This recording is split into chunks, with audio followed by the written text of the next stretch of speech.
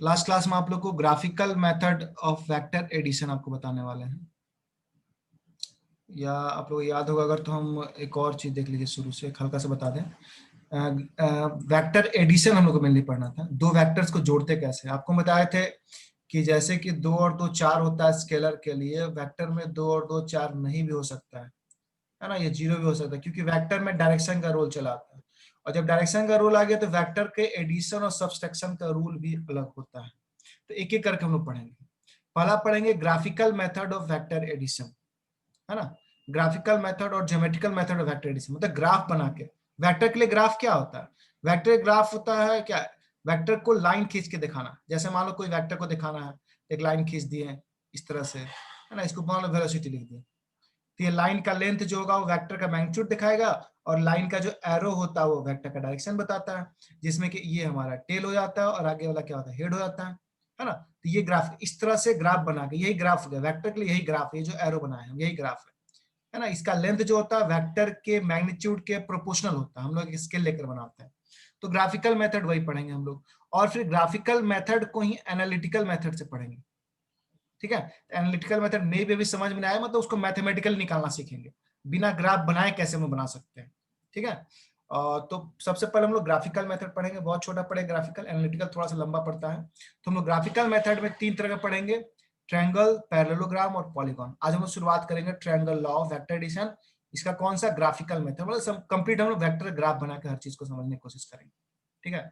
तो सबसे पहले हम लोग शुरुआत करें triangle law of vector addition. Triangle law of vector addition क्या कहता है? Triangle law of vector addition जो कहता है, इसका स्टेटमेंट थोड़ा शॉर्ट में हम लिखने की कोशिश करते हैं, ठीक है। देखिए, triangle law of vector addition का इसका स्टेटमेंट हम ऊपर लिखते हैं। वेट अ मिनट, थोड़ा सा इसको दुबला पतला बना दें, इससे लिखने में अच्छा रहेगा, ठीक है। इसका स्टेटमेंट हम लिखते हैं।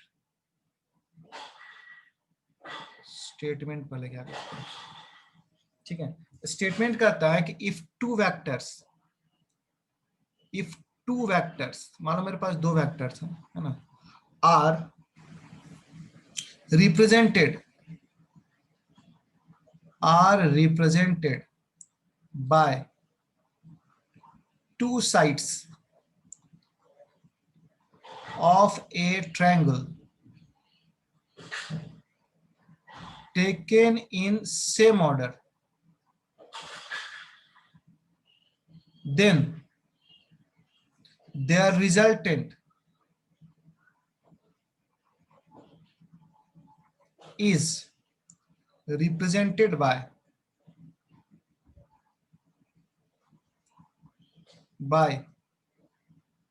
third side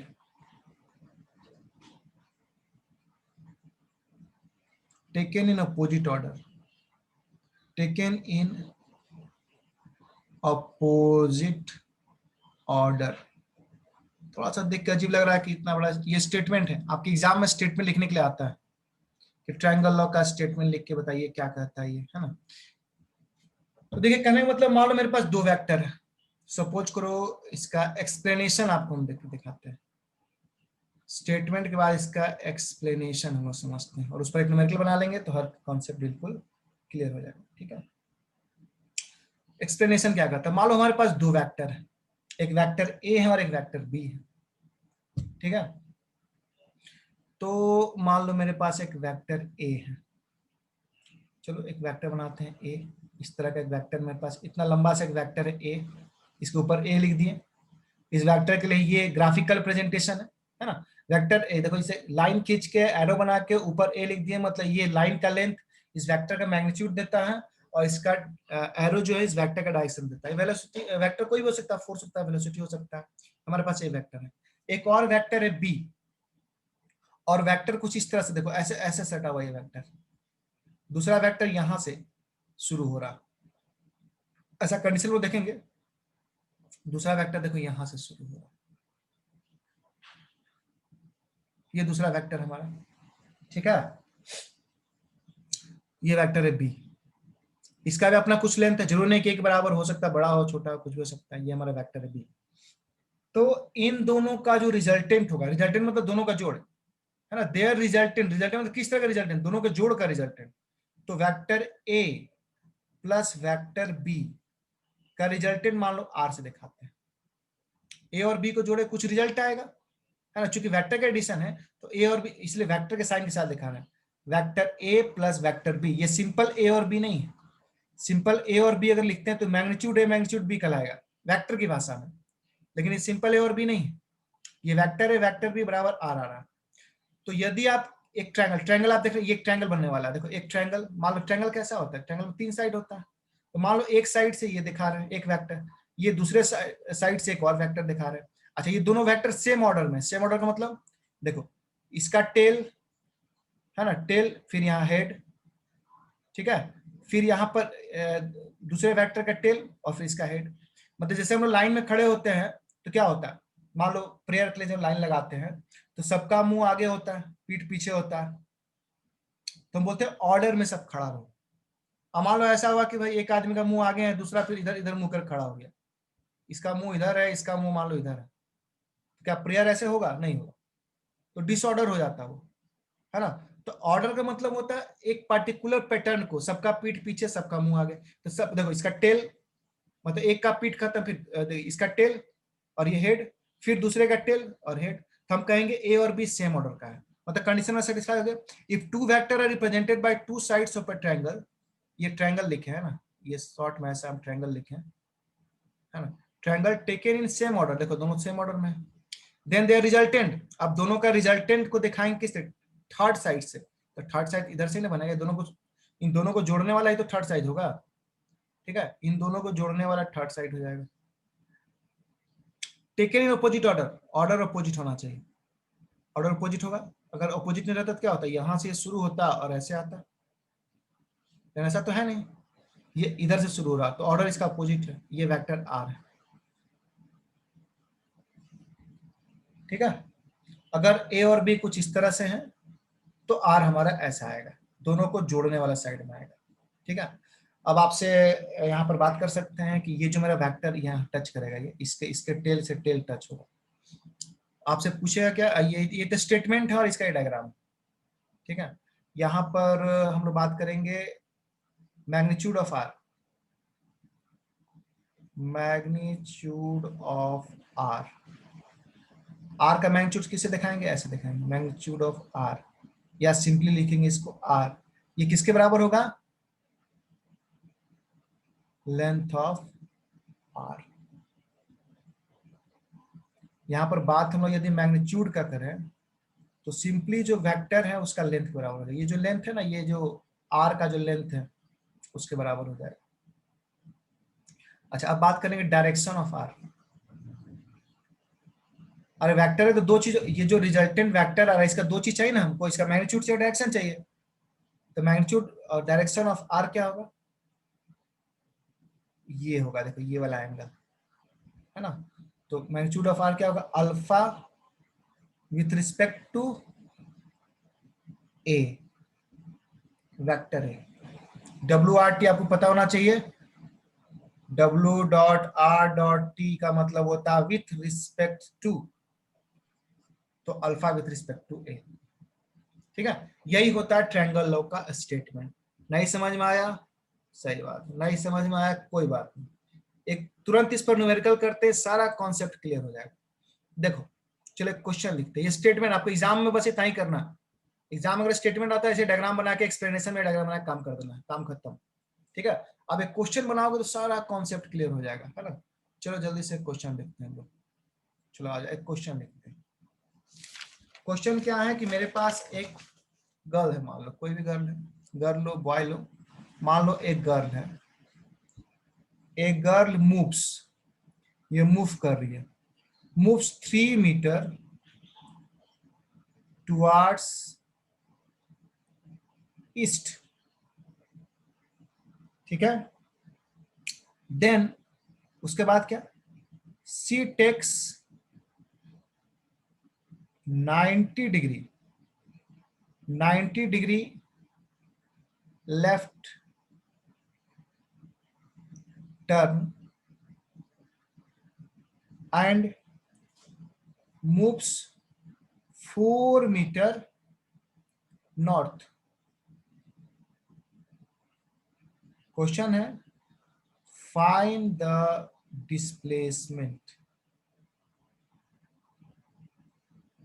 of girl. ठीक है, थोड़ा सा स्पेस यहाँ क्रिएट करते हैं ताकि हम लोग समझ सकें। बहुत ही सिंपल क्वेश्चन है, लेकिन वेक्टर के अनुसार सोचना है, इसका सॉल्यूशन निकालना है। सबसे पहले एक गर्ल जो है 3 मीटर ईस्ट जा रही है, तो पहले हम लोग ईस्ट वेस्ट जानते बनाना। ये ईस्ट हो गया, है ना, ईस्ट हो गया, ये वेस्ट हो गया, ये नॉर्थ हो गया और ये साउथ हो गया। तो गर्ल जा रही है ईस्ट की तरफ, तो एक वेक्टर बना लो गर्ल के जाने के लिए, ये गया इधर की ओर, एक वेक्टर है। डिस्प्लेसमेंट वेक्टर कितने मीटर का? ये 4 मीटर का। ठीक है, उसके बाद क्या हुआ, ये 90 डिग्री पर मुड़ गई लेफ्ट में। तो मान लो गर्ल इधर जा रही थी, इसका लेफ्ट इधर ही होगा, ऊपर क्यों, यहां से मुड़ गई इधर 90 डिग्री पर। कितना चली? और शुरू में 3 चली, सॉरी शुरू में 3 चली है, शुरू में 3 चली है, बाद में कितना करें?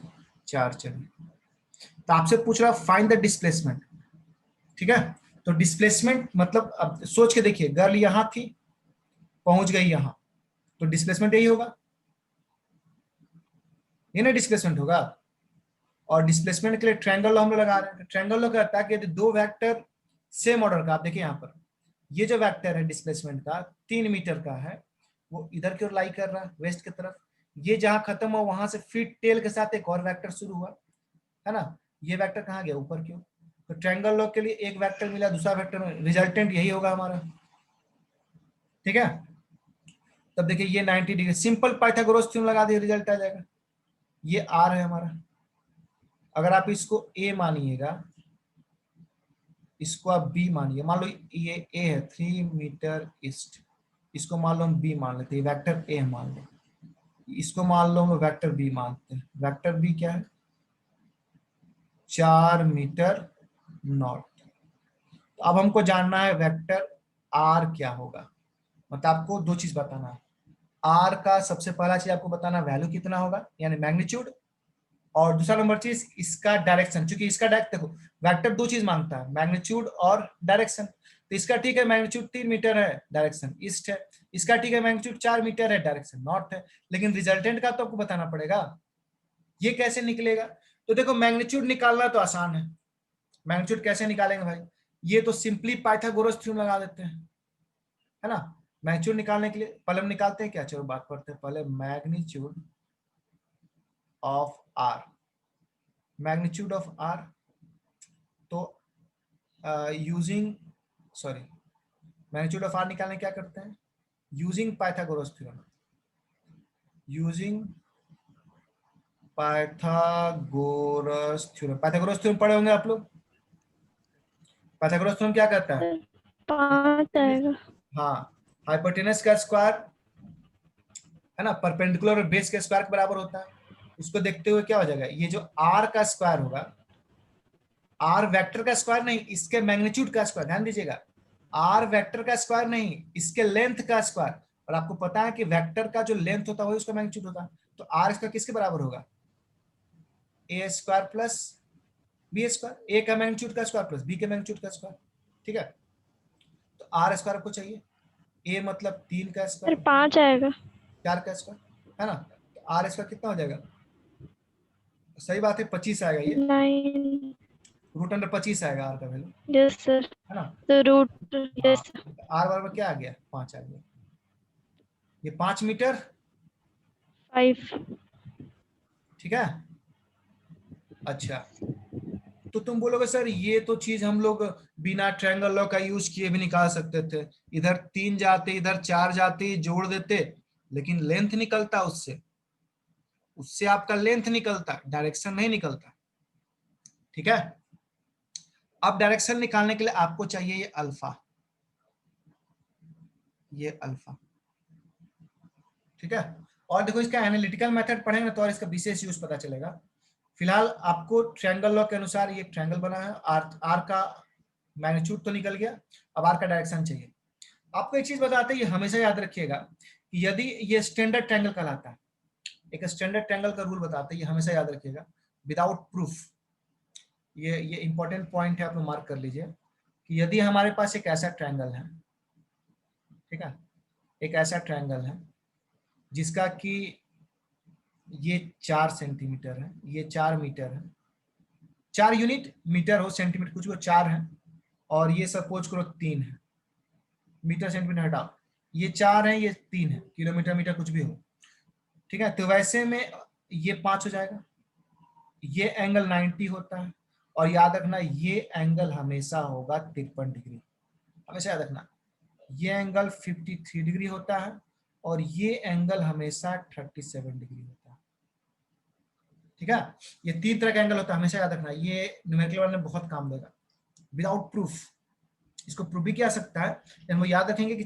देखो इसमें सबसे बड़ा क्या 5, तो 5 के सामने सबसे बड़ा कितना 90 डिग्री, उससे छोटा 4, 4 के सामने 53 डिग्री, उससे छोटा 3, 3 के सामने 37 डिग्री। ऐसे करके हम लोग याद रखेंगे इस ट्रायंगल को, याद रखने से सुविधा ये होगा कि न्यूमेरिकल आसानी से बनेगा। तो इसको देखते बता सकते हैं क्या इस ट्रायंगल में अल्फा का वैल्यू कितना होगा, बताइए क्या जी, अल्फा का वैल्यू कितना होगा? 53 हाँ, हेयर अल्फा इक्वल कितना होगा 53, क्योंकि 4 है, ये 3 है, तो 4 के सामने क्या होता है 53, ये होगा 53 डिग्री। देयरफॉर आर का आंसर क्या होगा, आर का वैल्यू क्या होगा, वेक्टर के साथ में आर आ जाएगा 5 मीटर, ठीक है, 53 डिग्री किधर, 50 डिग्री किधर, इधर ही जा रहा है यही ना, अरे इसी से ना 53 डिग्री है, यस तो 53 डिग्री ईस्ट ऑफ नॉर्थ, पूरा आंसर क्या होगा 53 डिग्री ईस्ट ऑफ नॉर्थ, ठीक है। आप डिस्प्लेसमेंट निकाल लेते आराम से, लेकिन आपको पता चलता है क्या कि इधर ही जा रहा है ना, जैसे कोई यहां से गया यहां गया, डिस्प्लेसमेंट आप ऐसे निकाल लिए, लेकिन डिस्प्लेसमेंट डायरेक्शन निकालने के लिए आपको ये ऑर्डर फॉलो करना होगा। ट्रायंगल लॉ कहता है कि अगर मान लो ट्रायंगल लॉ हम नहीं फॉलो करते तो हम वेक्टर को इधर भी तो ले सकते थे, नीचे की ओर ले सकते थे, एक इधर जाता है, एक इधर जाता है, डिस्प्लेसमेंट नीचे ले लेते हैं, लेकिन नहीं, ट्रायंगल लॉ के अनुसार वेक्टर का डायरेक्शन सही निकला। ट्रायंगल हम नहीं अप्लाई करेंगे, नहीं जानेंगे तो हमारा वेक्टर का डायरेक्शन नहीं, तो ये आंसर आ गया।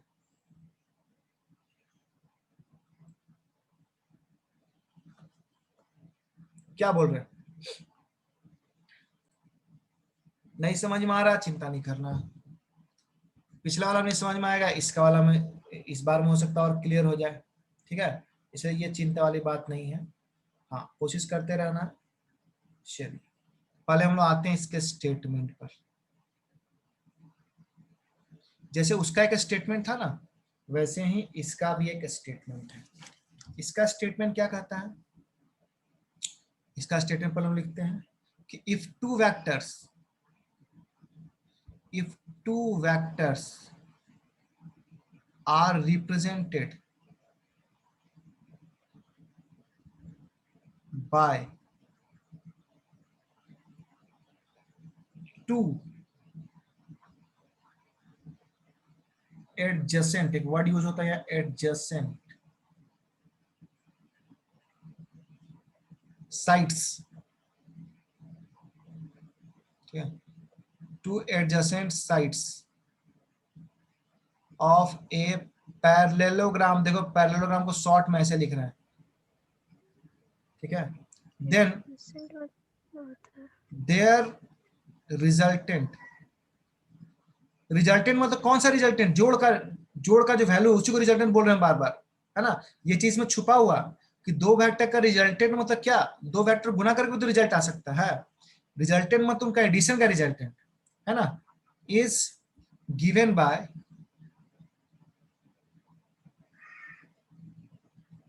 The diagonal, given by the diagonal of parallelogram, कहां से, from their common intersection, from their common intersection, देखो स्टेटमेंट याद करना पड़ेगा, स्टेटमेंट हम समझा देंगे तो अच्छा लगेगा आप लोगों को, है ना। अब चले आते हैं इसके एक्सप्लेनेशन पर हम लोग, है ना। इसका एक्सप्लेनेशन के लिए थोड़ा सा साइज बढ़ा देते हैं। अब आते हुए इसके एक्सप्लेनेशन पर। फिर से वही बात है कि हमारे पास दो वेक्टर हैं, ए है, एक वेक्टर ए है, एक वेक्टर बी है,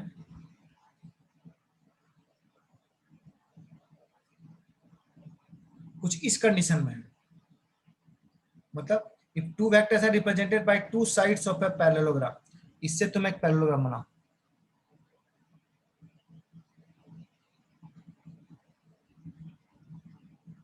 एक पैरेललोग्राम टाइप लग रहा है ये। तो इस पैरेललोग्राम का दो साइड से तुम दो वेक्टर को दिखा रहे हो, मान लो वेक्टर ए और वेक्टर बी, ठीक है। तो ऐसे में जो रिजल्टेंट होगा वो इस तरह से दोनों के बीचों बीच पार करेगा, दोनों के बीचों बीच रिजल्टेंट पार करेगा, देखो ऐसे, और ये कहलाएगा आर। ये एक पैरेललोग्राम है, इसका नाम दे दो ना, चलो ओ पी क्यू आर। तो यदि ओ पी लेंथ से ए दिखा रहे वेक्टर है, ओ आर से वेक्टर बी दिखा रहे हैं, तो दोनों का रिजल्टेंट जाएगा आर। नहीं समझ में आया, इसका प्रैक्टिकल एग्जांपल देखते हैं। सपोज करो मेरे पास एक पत्थर है, पत्थर पर एक फोर्स इधर लग रहा है, एक आदमी रस्सी बांध के इधर खींच रहा है, एक आदमी रस्सी बांध के मान लो इधर खींच रहा है, तो पत्थर किधर जाएगा बताइए तो? हो ना हो दोनों के बीचों बीच जाएगा, बीच में, दोनों के बीचों बीच जाएगा। तो इस देखो ये सब प्रैक्टिकल चीज है, इसी चीज को हम लोग क्या यहाँ थ्योरी में पढ़ रहे हैं। अच्छा ये सिर्फ फोर्स के लिए यहां पर अप्लाई कर रहा है, इसको चीटी के लिए अप्लाई कर सकते हैं हम लोग, है ना। देखो होगा क्या, देखो एक एग्जांपल लेते हैं चीटी का। मान लो ये चीज समझ में आएगा कि ऐसा कंडीशन आता कहा। देखो ऐसा मान लो मेरे पास एक इतना बड़ा एक टनल है, टनल मतलब पाइप है, बांसुरी मान लो है कोई, इसमें एक चीटी को अंदर छोड़ देते हैं। मान लो एक चीटी है, पढ़े लिखे चीटी है, ये चीटी है मान लो, इस चीटी को इधर जाना है, इसका पैर बना देते हैं। क्या जी पाइप के अंदर चीटी ना जाएगा, हाथी तो जाएगा नहीं। अब सपोज करो ये जो पाइप है ये ऊपर की ओर हम घसका रहे हैं इसको, इस पाइप को हम क्या कर रहे हैं, एक तो चीटी अपना मस्तिष्क इधर की ओर जा रहा है v1 वेक्टर से, मतलब v1 वेलोसिटी से, और ये पाइप जो है ऊपर की ओर भाग रहा है, ये भी क्या v2 वेलोसिटी से भाग रहा है। मतलब हो सकता है इसको इसको क्या बोल सकते, मान लो 2 मीटर पर सेकेंड ईस्ट की तरफ जा रहा है चीटी, जबकि पाइप किधर जा रहा है, मान लो पाइप जा रहा है 4 मीटर पर सेकेंड, ऊपर नॉर्थ हो जाएगा, नॉर्थ की तरफ। तो चीटी कहां पहुंचेगी बताओ तो? थोड़ी देर बाद चीटी कहां पहुंच जाएगी, चीटी का चाल कौन सा होगा, ये v1 की तरफ जाएगी v2 की तरफ, ये दोनों के बीचों बीच अगर देखोगे तो चीटी हो सकता है थोड़ी देर में यहां पहुंच जाए, मतलब चीटी यहां ये चाल चलेगी, ये वाला क्या, अगर ये ऊपर जा रहा है तो चीटी थोड़ी देर यहां निकलेगी ना जी। तो किसके वजह उसका गति क्या था, क्या वो अपने गति से यहाँ पहुंची, यहाँ इस पोजीशन पर। मान लो पाइप थोड़ी देर में यहाँ पहुंच जाएगा, v1 वेक्टर यहाँ से लेके यहाँ तक है, इसका मतलब ये लुढ़कते लुढ़कते यहाँ तक पहुंचेगा ना। तो इसके अंदर के चीटी थोड़ी देर बाद मान लो यहाँ निकल के आएगी, तो चीटी किस वेलोसिटी से यहाँ पहुंची, वो अलग ही वेलोसिटी से पहुंची, वो ना v1 से पहुंची ना v2 से, वो v से पहुंची, जो कि दोनों के जोड़ के बराबर होगा v1 और v2 का। तो ये इससे मिला, इसका इसका वेक्टर कैसे बनाएंगे, देखो एक वेक्टर इधर, एक वेक्टर इधर, इससे बना एक पैरेललोग्राम और रिजल्टेंट। तो पैरेललोग्राम लॉ जो है इसका इस्तेमाल करके हम लोग बहुत सारे प्रैक्टिकल सिचुएशन को समझ सकते हैं, उसको सॉल्व कर सकते हैं, तुरंत इस पर एक न्यूमेरिकल बनाएंगे। ठीक है क्या जी, कुछ क्लियर हुआ?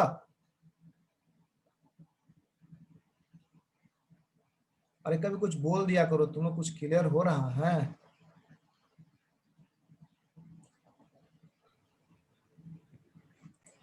यहाँ थीटा के एंगल बिटवीन ए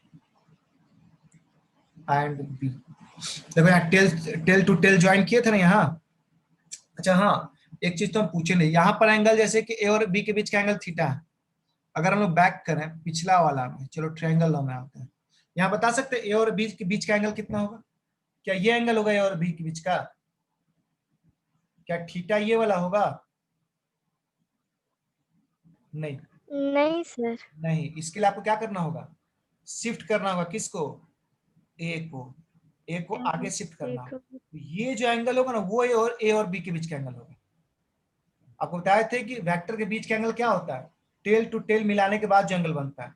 इसलिए ये एंगल लग रहा है ए और बी के बीच का है। नहीं, इधर ए है इधर ए बी नहीं, आपको शिफ्ट करना पड़ेगा। तो एंगल कितना होगा ए और बीच का? ये हो जाएगा पाई माइनस थीटा। यानी अगर ट्रायंगल लॉ में ये इस थीटा का वैल्यू मान लो कुछ दिया है और आपसे पूछे कि ए और बी के बीच का एंगल बताओ, है ना, वेक्टर ए और बी के बीच का एंगल बताओ, तो आप थीटा 180 में से उस थीटा घटाएंगे तभी ए और बी के बीच का एंगल आएगा। ठीक है, तो यहाँ पर ये थोड़ा सा आगे शिफ्ट करना पड़ेगा।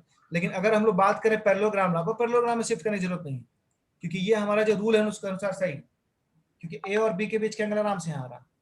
अच्छा, एक और बात, ये जो अल्फा एंगल है वो किसके रिस्पेक्ट में आ रहा है? ए के रिस्पेक्ट में आ रहा है। क्या ये अल्फा एंगल जो है ए के रिस्पेक्ट में? चलो फिर से उसी क्वेश्चन में आते हैं। जिस क्वेश्चन में क्या था कि लड़की 3 मीटर चली थी, ठीक है, पहला मान लो वेक्टर ए था उस लड़की का जो 3 मीटर था, किधर की ओर? ईस्ट की तरफ। और उसका एक और वेक्टर था, वेक्टर बी था, हम बाद में शिफ्टिंग करेंगे इसको। ये वेक्टर बी था जो उसी लड़की का था, कितना था? 4 मीटर किधर की ओर? नॉर्थ की तरफ। अब इसी क्वेश्चन को हम सॉल्व करेंगे किससे? कौन सा लॉ से? पैरेललोग्राम लॉ से। तो पैरेललोग्राम लॉ से सॉल्व करने सबसे पहले इसको तो इस वेक्टर इस रूप में लाना होगा, जो ऊपर दिख रहा है इस रूप में लाना होगा। इस रूप में लाने के लिए क्या करते हैं? सबसे पहले हम एक वेक्टर बनाते हैं, ए को यहाँ नीचे बनाते हैं, ये हो गया वेक्टर ए। फिर बी का टेल को यहाँ शिफ्ट करेंगे, बी को इधर शिफ्ट करेंगे, यहाँ शिफ्ट करना होगा, यहाँ नहीं। अगर यहाँ शिफ्ट करेंगे बी को घसका के यहाँ लाएंगे। अब बताया था ना वेक्टर का पैरेलल शिफ्टिंग हो सकता है, डायरेक्शन और मैग्नीट्यूड बदले बिना कहीं ले जा सकते हैं। इसको यहाँ अगर शिफ्ट करोगे तो ट्रायंगल हो जाएगा, लेकिन यहाँ हम शिफ्ट नहीं करेंगे क्योंकि हमको पैरेललोग्राम लॉ में इसका बनाना है। तो इसको हम यहाँ शिफ्ट करेंगे, देखो यहाँ शिफ्ट करेंगे, ठीक है, इसको हम यहाँ शिफ्ट कर देंगे, ये आ गया हमारा बी। तो अब ये पैरेललोग्राम जल्दी से बना लो, क्योंकि इन दोनों के मदद से पैरेललोग्राम लॉ बनाओगे तभी ना हमको डायगोनल मिलेगा। ठीक है, रिजल्टेंट डायगोनल से पार करता है, ये ना स्टेटमेंट है। स्टेटमेंट कहता है कि resultant is given by diagonal. अगर नहीं याद है तो चले आओ फिर से। तो resultant is given by diagonal. Diagonal समझते हो ना? किसी भी पैरेललोग्राम का ये जो सेक्शन होता है आपको पता होना चाहिए, विकर्ण जिसको आप लोग बोलते हैं, ये डायगोनल, एक डायगोनल ये, एक डायगोनल ये। कौन डायगोनल लेना है? वो डायगोनल जो दोनों के इंटरसेक्शन से पार करे। जैसे कि ये डायगोनल नहीं ले सकते हैं क्योंकि दोनों का इंटरसेक्शन यहाँ नहीं है, दोनों का इंटरसेक्शन यहाँ, मतलब यहाँ पर टकरा रहा है एक दूसरे से, है ना, इसलिए डायगोनल हम लोग। ठीक है, तो वो डायगोनल लेंगे। तो यहाँ पर वही डायगोनल हमारा रिजल्टेंट होगा। यानी हमको क्या चाहिए? हमको इसका चाहिए, इसका क्या चाहिए? आर का हमको क्या चाहिए? दो चीज चाहिए, आर का मैग्नीट्यूड चाहिए और डायरेक्शन चाहिए। डायरेक्शन ए और बी के बीच का एंगल कितना है जी? ये 90 डिग्री है। 90 डिग्री। हाँ, यहाँ पर थीटा कितना है? 90 है, पहली बात। दूसरी बात, पिछला हम लोग थीटा नहीं निकाला थे, गलती किए थे, वापस चल के थीटा उसमें निकालेंगे। इसको अल्फा बोलेंगे जो हमारा वेक्टर का डायरेक्शन देगा। तो वो तो बात की बात है, पहले आर तो निकाले हैं। तो चलो हम बात करते हैं इस ट्रायंगल का। ये ट्रायंगल तो पैरेललोग्राम, देखो ओ पी क्यू का हम बात करते हैं। तो in triangle O P Q, ये जो ओपी स्क्वायर हो किसके बराबर होगा? ओपी बी का। अच्छा, ये ओपी है क्या? आर का वैल्यू है और आर का मैग्नीट्यूड। हम बताए थे ना वेक्टर का लेंथ ही इसका मैग्नीट्यूड हो जाएगा। ओ क्यू किसका मैग्नीट्यूड है? ए का मैग्नीट्यूड क्या है? 3 है। और पी क्यू किसका मैग्नीट्यूड है? पी क्यू, तुम बोलो सर पी क्यू का तो कुछ है नहीं, पी क्यू किसके पैरेलल है? देखो इसके पैरेलल है। अरे बी का पैरेलल है ना, तो जो इस बी का यस वैल्यू सर, होगा वही ना, ये भी बी 4 हो जाएगा। वेक्टर। ये कितना हो जाएगा 4 स्क्वायर, और ये तो वही आ गया। आर बराबर फिर से यस क्या, सर, आर बराबर फिर से 5। कितना रहेगा क्या? Yes sir. Yes sir, yes sir. आर बराबर फिर से 5 सेंटीमीटर हो जाएगा। तो आर तो निकल गया, लेकिन अब क्या निकलना रह गया? तो देखो वहां पर भी पाइथागोरस थ्योरम अप्लाई किए थे, यहां पे अप्लाई किया, लेकिन यहाँ तरीका बदला।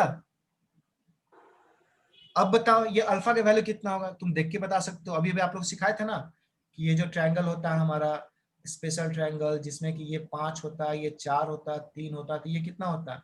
ये 53 डिग्री होता है, ये 37 डिग्री होता है, ये क्या होता है? 53।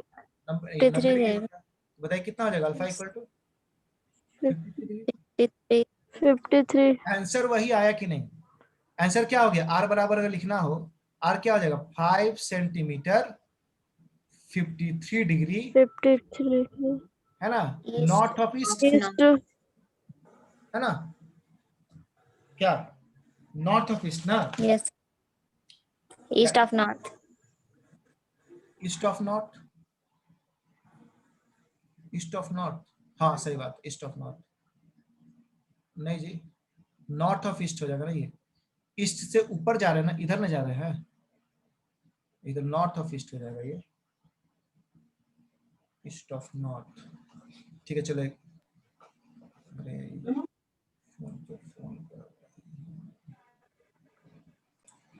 नॉर्थ ऑफ ईस्ट हो जाएगा। क्या समझ में आया ना ये?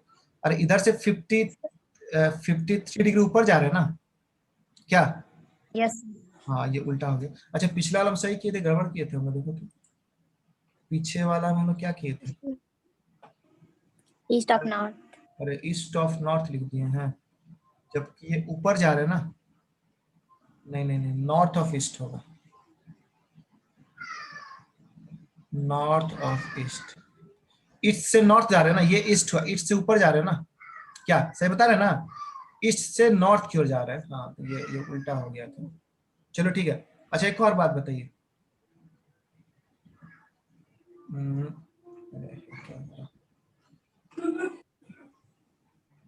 कभी कभी हैंग करता है भी। सर, हाँ बोलिए।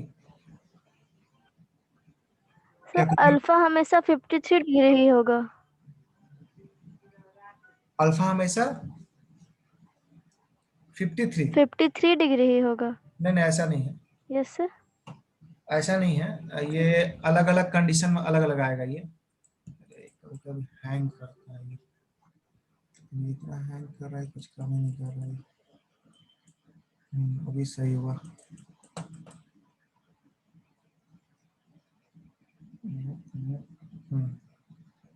अब सही हुआ, हाँ अब जाके सही हुआ। चलो जरा आगे आते हैं, हम देखते हैं। देखो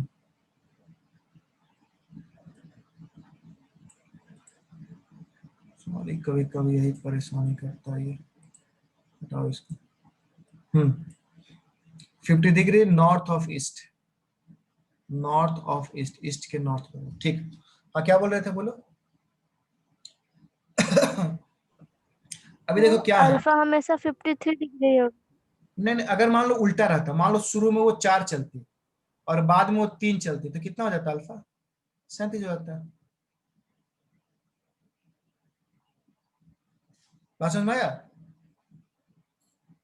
ये तो एक एग्जांपल लेके बना रहे हैं ना, और भी वैल्यू हो सकता है। ये तो हम एक 4 और 3 का लेके एग्जांपल बता रहे हैं, बिना एनालिटिकल पढ़े। ये अल्फा का वैल्यू कुछ भी आ सकता है ना। ये तो एक एग्जांपल ले रहे हैं हम, ये 4 लिए, 3 लिए, 3 लिए, 4 लिए, अगर ये 4 रहेगा तो 53 होगा, 3 रहेगा तो 37 होगा। इसके अलावा भी हो सकता है, तो उसके लिए एनालिटिकल पढ़ना पड़ेगा। ये तो जस्ट एक एग्जांपल के थ्रू समझा रहे हैं। क्या क्लियर हुआ? अल्फा कैसे पता करेंगे? फिलहाल तो अल्फा आपको यहाँ इस ट्रायंगल से पता चल जाएगा ना। देखिए वो आप जो जानना चाह रहे हैं ना, अल्फा के लिए स्पेशल फॉर्मूला होता है, वो एनालिटिकल में हम लोग पढ़ेंगे। फिलहाल यहाँ कोई दिक्कत है क्या समझने में? यहाँ अल्फा हम कैसे निकालें? नहीं सर। यहाँ जो अल्फा निकाले, ये हमारा ये हमारा ए था, एक सेकेंड, ये हमारा ए था, पता नहीं कैसे आगे पीछे हो जा रहा था, यही ना अल्फा था। तो अल्फा कैसे निकाला है? ये 4 के सामने 57 हो गया, सॉरी 53 डिग्री हो गया। ठीक है, ये ट्रायंगल की मदद से हम लोग इतना जान सकते हैं। नेक्स्ट क्लास में हम लोग क्या करेंगे, नेक्स्ट क्लास में हम लोग इससे रिलेटेड एक आध न्यूमेरिकल और बनाएंगे। ठीक है, उसके बाद हम लोग पॉलीगॉन लॉ पढ़ेंगे। नेक्स्ट क्लास का मेन टारगेट रहेगा पॉलीगॉन।